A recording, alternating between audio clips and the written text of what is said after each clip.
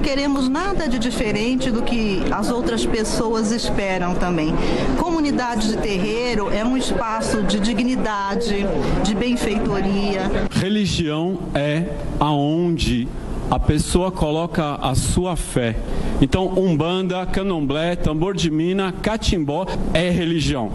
E se alguém acha que nós não temos o direito, nós temos que ir à lutar com unhas e dentes, como dizia meus antepassados, para nós chegarmos lá.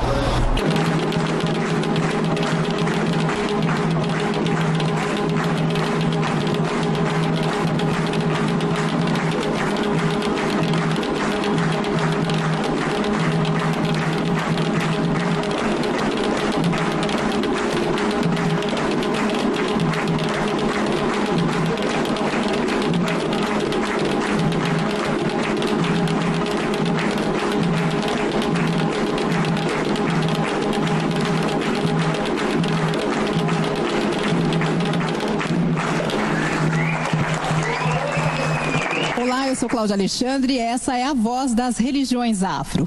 Eu estou aqui com o Dr. Edio Silva Júnior. Nós ouvimos um toque ao orixá Xangô, é isso? Pois é, Xangô foi citado no Supremo Tribunal Federal e foi muito bonito ver na fala dos ministros a citação ao Xangô. O símbolo de Xangô remete a um símbolo universal de justiça. E a ideia de senso de justiça num país plural como o nosso significa que todos os grupos humanos, todos os grupos religiosos devem ter igualdade de tratamento, igualdade em dignidade e igualdade de respeito. Portanto, todas as vezes que nós, povo de Axé, nos reunimos, que nós nos indignamos contra a injustiça, todas as vezes que nós denunciamos a intolerância religiosa, nós estamos reverenciando e estamos honrando o legado de Xangô.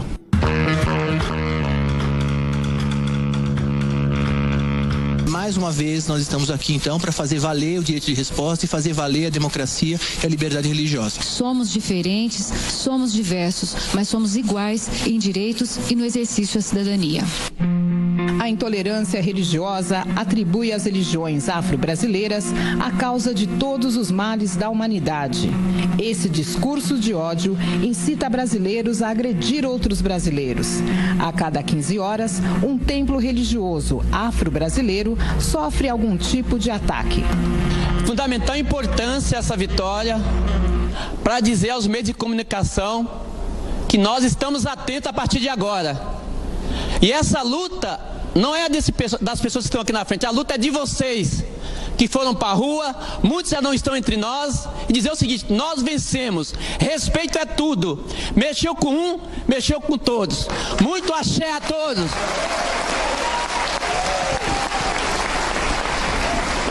Em 2003, houve uma manifestação na Avenida Paulista de muita saudosa memória e eu gostaria de saber, Paulo Mansur, quem esteve lá em 2003? Quem esteve lá? Olha que maravilha, o tanto de pessoas estiveram lá e eu queria falar com mãe Carmen de Oxum, queria ver minha mãe, primeiro de tudo, sua bênção. Segundo de tudo, o que a senhora achou daquele dia, quais as lembranças que a senhora pode trazer para a gente daquele dia? As lembranças são extremamente fortes, me volta ao passado, me volta a sentir saudade de pessoas que lutaram bastante, que fizeram muito para que esse dia também acontecesse. Muitos dos nossos que estavam lá já se foram, mas nós tínhamos na época a referência de Pai Joãozinho da Sete Pedreira, de Pai Sidoim da Oxum, a caravana da Mãe Dango, junto com o Tiãozinho, que na época era nosso deputado, nossa referência, inclusive até um adendo, Tiãozinho, não podemos nos esquecer que o senhor foi o primeiro deputado estadual a entrar na LESP com os tambores, né? Ficou na minha memória a perseverança do povo de Santo. Isso me deixou muito animado e fiz questão de vir aqui hoje justamente para comemorar com esse povo que é perseverante. Vocês estão no meu coração. Axé, maravilhoso! Cláudia Alexandre, voltamos para você. Eu gostaria de saber o que originou, o que deu origem a essa manifestação, a esse ato e também ao processo. Foram repetidas mensagens, narrativas de ofensa às religiões afro-brasileiras, veiculadas nessa emissora que nós estamos indo ao ar hoje. E nós, então, ingressamos, primeiramente com uma representação.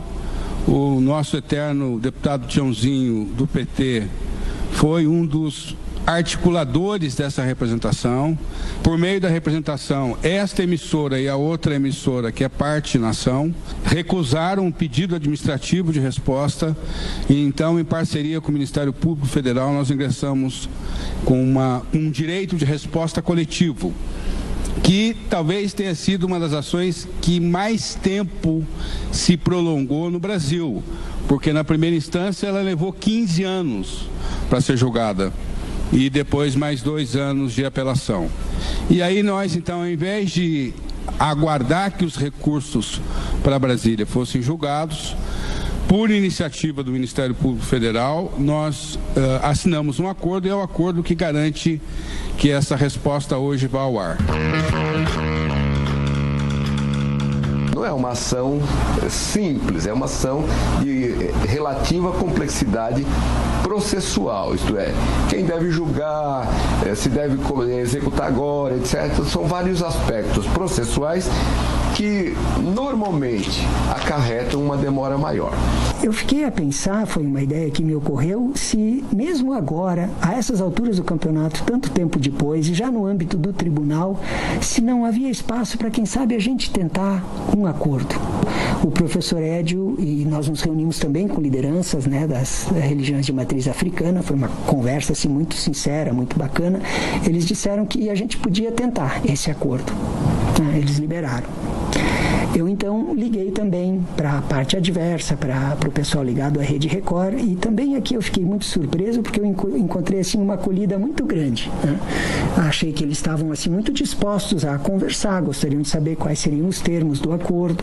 Nós estávamos claramente na perspectiva de que um acordo implica sempre cedências recíprocas, quer dizer, haveria perdas, né? Mas nós estávamos mais preocupados com os ganhos. Pai Alabi, eu queria que o senhor falasse da religião. Para um religioso ter recebido aquelas ofensas. Muitos traumas, né? Muitos traumas, eu acredito que não só para mim, como sacerdote da religião, mas para muitos dos meus irmãos que tinham que ouvir, né, aquelas ofensas, né? Eu mesmo, na qualidade de sacerdote, eu sentia que algo ia vir a nosso favor, porque Xangô sempre esteve com a gente. Pai Cássio, como é que o senhor viveu esses tempos todos de demora para o resultado dessa ação? Quando o doutor Edio, quando o Tiãozinho, quando todos os presentes se movimentaram, eu tinha uma enorme esperança que nós iríamos vencer. Eu sabia da dificuldade, mas a esperança é algo que cala fundo dentro do coração do povo do santo, do umbandista. Então um dia viria a vitória. Tardou, mas chegou. Perfeito. Doutor Daniel. Então, eu até queria ressaltar essa dimensão também, porque havia um ineditismo nessa tese também, e que inclusive ficou cristalizado no julgamento no TRF, e isso independentemente do acordo, isso está lá como julgado, que é um direito de resposta manejado pela tutela coletiva. O que é esse palavrório jurídico? É você optar coletivamente por um direito de resposta a partir da Lei de Ação Civil Pública. De fato, quando a gente pensa coletivamente o exercício de direitos, é que a gente pode chegar mais longe. Por isso que eu estou muito emocionado. O desafio hoje aqui foi segurar a emoção, depois de tanto tempo, depois de toda essa história de luta, e a gente coletivamente ter um desfecho que finalmente vai para o ar. A polícia polícia corria atrás e descia o couro em quem era da Umbanda, do Candomblé, né? Nós não podemos retroceder na conquista dos direitos. O mundo atual exige de nós determinação, disposição de luta, no sentido de não permitir nenhum retrocesso, nenhum passo atrás na proteção do direito à vida e na garantia da liberdade religiosa. Nós estamos pedindo que vocês nos conheçam para depois vocês saberem o que falar sobre a nossa religião. Venha perguntar para nós que vocês vão saber que a nossa religião é tão boa quanto qualquer outra. Axé. Doutor Edio, havia alguma possibilidade de não ganhar a ação? Nós estávamos lutando contra emissoras poderosas que contratam bancos de advogados pelo país, não é? Que tem influência na política, que tem influência nos palácios do governo. E quem nós éramos contra esse poderio? Nós éramos pessoas que acreditavam na justiça, mas que os advogados nem de longe têm condições materiais, econômicas de fazer frente ao poderio que essas emissoras têm. Eu diria que foi uma luta de Davi contra Golias. A junção da pressão política do povo de Axé e a destreza dos advogados é que evitaram o não. Mas nós, com certeza, poderíamos ter morrido na praia, tanto que a ação na primeira instância levou 15 anos até ter uma sentença. Obviamente, a pessoa que não se sente contente com a decisão judicial de primeira instância sobe para o tribunal e assim sucessivamente. E nós achávamos que eles estavam dentro do direito, mas você veja bem, nós discutimos liminarmente 13 anos. Esse processo desceu da maior corte do Brasil, voltando para a primeira instância para julgar mérito. Mérito ganhamos também. Subimos para o tribunal, fizemos sustentação oral no Tribunal Regional Federal aqui de São Paulo, ganhamos também por votação unânime. Por votação unânime, foi assim um sucesso. E dali para cá achávamos que mais um recurso para mais alta corte iria demorar muito, porque essa ação é uma ação que diz respeito à nossa religião, a Umbanda e o Candomblé. Não é uma religião que não é um assunto de interesse da sociedade. Portanto, essa ação iria ficar lá um bom tempo. Então nós procuramos fazer um acordo, tá entendendo? E por fim a essa demanda. O que explica essa extensão, esse longo período de espera para essa solução, para que a gente esteja agora vivendo esse direito de resposta? As emissoras utilizaram todos os recursos processuais possíveis para postergar a decisão. O que determina esse resultado é a pertinácia, a pertinência, a insistência, a força do nosso povo. Quando o povo de Axé tomou o Tribunal Regional Federal, foi um dia histórico. O Pai Alabi vai lembrar que a presidente da 9ª turma, que é uma das desembargadoras federais mais antigas da casa, saiu da sua poltrona e foi no outro andar cumprimentar o povo de Axé. Eu achei muito interessante que a OAB, através das suas comissões, Comissão de Direitos Humanos mais especificamente, né, ela enviou um ofício pedindo autorização para que não só as mães, mas os pais de santos pudessem assistir devidamente paramentados de branco, né? Uma forma de mobilização social.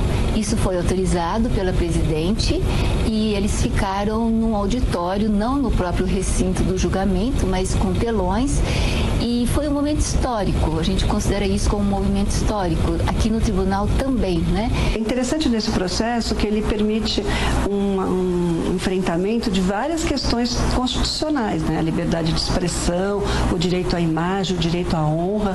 Então, essa jurisprudência, esse julgamento pode impactar, sim, outros direitos constitucionalmente protegidos. A liberdade religiosa, a laicidade do Estado, né, o princípio da laicidade do Estado, é um princípio que surge logo depois da primeira Constituição republicana.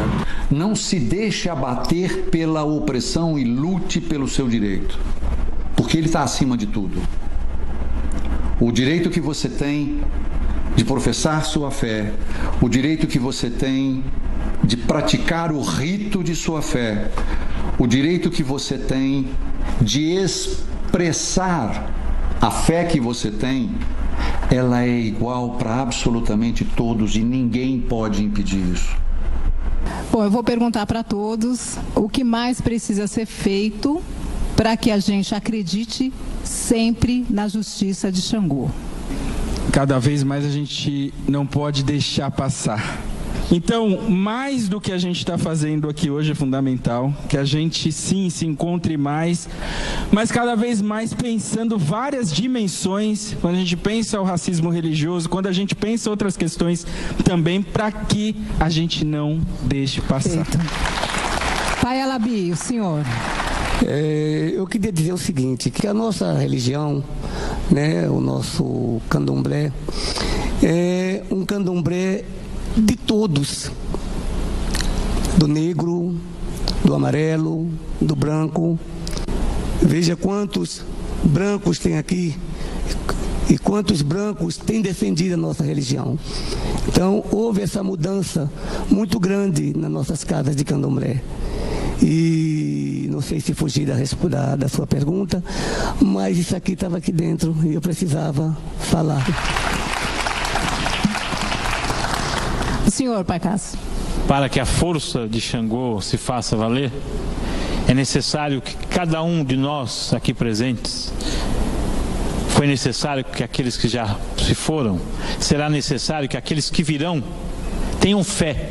A fé é o que nos move e é o que nos dá a certeza que a força de Xangô e dos orixás jamais irá falhar. Tá certo. O senhor mesmo. A pluralidade é a nossa marca característica.